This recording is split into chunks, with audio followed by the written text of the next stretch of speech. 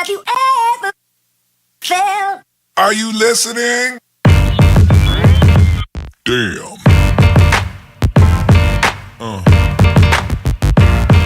Yeah. Yeah.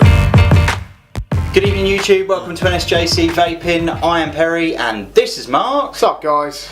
So this evening, It's hot. it is very hot, So not gonna lie. Why have you got a hat on? Because I'm just so hot. I don't know why I've got it on. I'm having a bad hair day, mate. You haven't got hair to have a bad hair day. Alright, put all on the kettle black, innit? Yeah, alright, good point. Anyhow.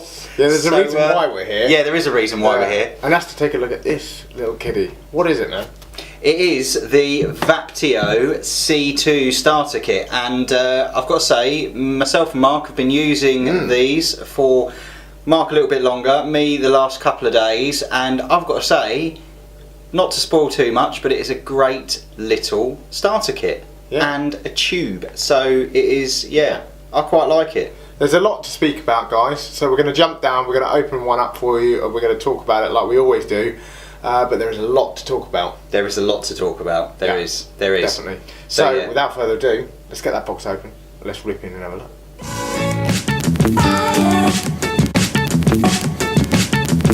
Okay, it's just a pull-up sleeve box, like so. There we go. And first of all, we're greeted with some user manuals. We've got a user manual for the tank and a user manual for the mod, which is quite handy for them.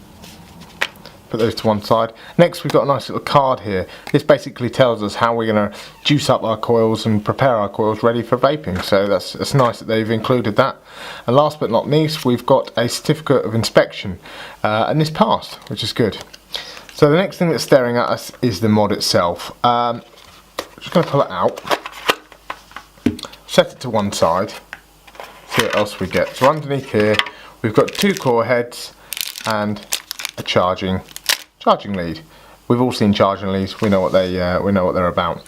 So what we're going to do is I'm going to strip it back down to bare bones, and then like I normally do, we're just going to build it up, talk about it on the way up, and then we're going to put some juice in it and vape it. Right guys, so we're going to start with the battery section and work our way up. So yeah, like I say, this is the main battery section. It's a 3000 milliamp hour battery, measuring about 25 millimeters across.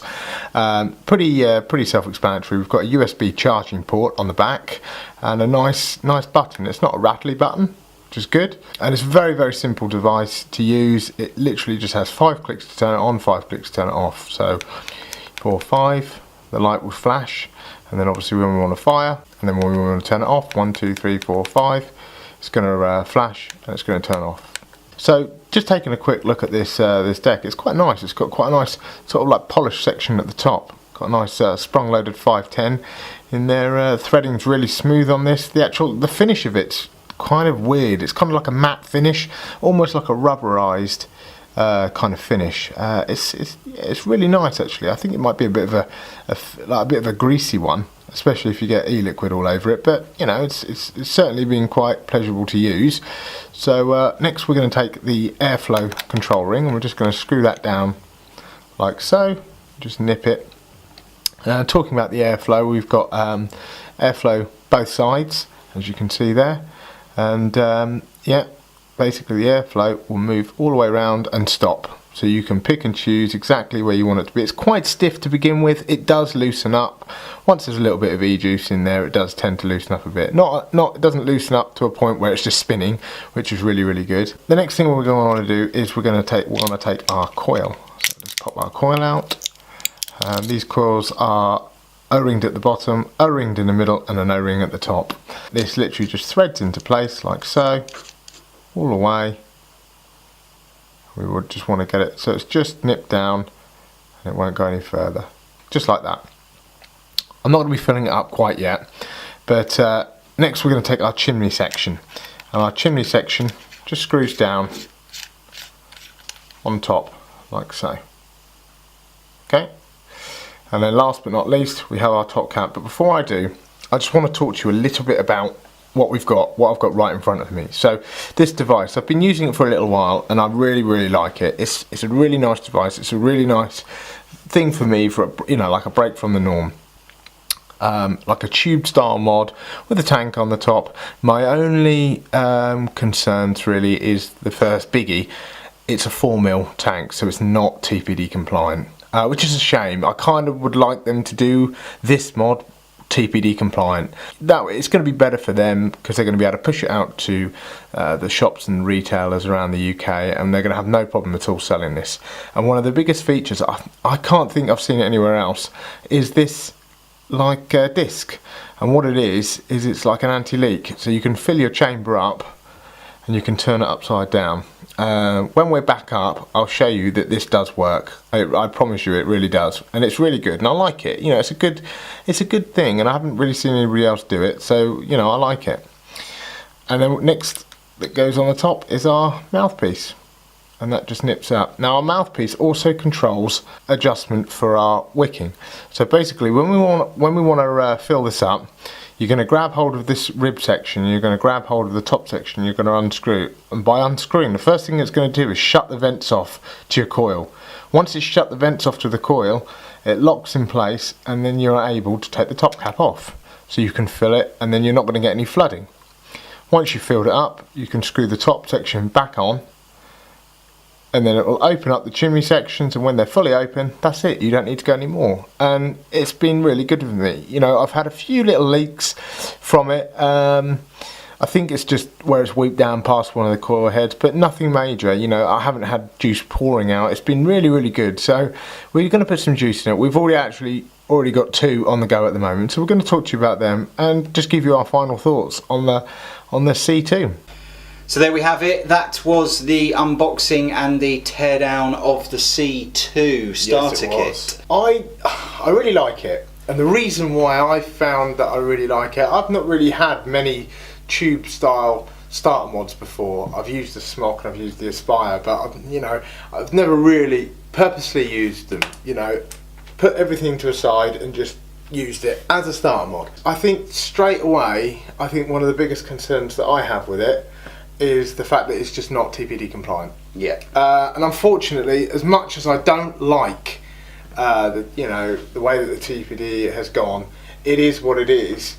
Yeah. And for this really to do well in the UK, it's got to be TPD compliant. It's got to be a 2mm tank, guys. It's got to be. So really if we can change it to a 2mm tank, fantastic, because the rest of it is phenomenal. You know, I really, really like the fit and finish. I absolutely love it. I get a little bit envious of you with your mechanical mods, but for me, I don't like mechanical mods. Never have, never will. But this, I like the tube. I like the tube fill, and it's just a lot easier to carry around. It's a little bit more inconspicuous, and I really like that non-drip thing at the front. So obviously lid's off there now, and you can turn it upside down, and no juice comes out of that. Yeah, and I think it's a really good idea. Absolutely brilliant. Good idea. I just want to talk to you really quickly about the battery as well. The battery is a 3,000 milliamp hour battery, so it's a hefty battery in there. Mm-hmm. You know, you compare it to like a standard 18650 battery, which I've got one just here, 25R, and that's 2,500 milliamp hours. So this is a 3,000 milliamp hour battery, so it's a hefty battery. Now you'd think straight away it's going to last forever and a day. It does last. It's lasted me almost a day, and that is with me vaping, nothing else. The thing you've got to remember with this particular device is it's whacking out roughly about 80 watts, so it's really thumping out the power, so you're not going to get prolonged life. It's not going to last any more than all of your other products out there, but I feel like you're getting a better vape. And what happens is it emulates the same way that like a mechanical mod does. So at the start of the day, when you pull it out of your charger, you're getting a decent ramp amount of power, and then slowly it just drops off to a point where you're just getting less vapor production, and the flavour drops down a little bit. But that's to be expected. The battery's depleting, and then obviously you whack it back on charge. I mean, when I fill it up, I don't know whether this is maybe this is just this unit, but whenever I fill it up for the first time as well, I get a gargle out of it, but only for the first hit, and then it's absolutely fine after that. But they do vape incredibly well. I've had this on the go all day, so mine me too. is not fully charged. No, But mine's not either. So yeah, guys, that was it. I hope you're enjoying what you're seeing. Don't forget to like, comment, and subscribe. Me and Mark are going to shoot because it is absolutely boiling in here. ridiculously hot. And we're going to go get in the hot tub. Yeah, take care, guys, and we'll see you on the next one. Take care.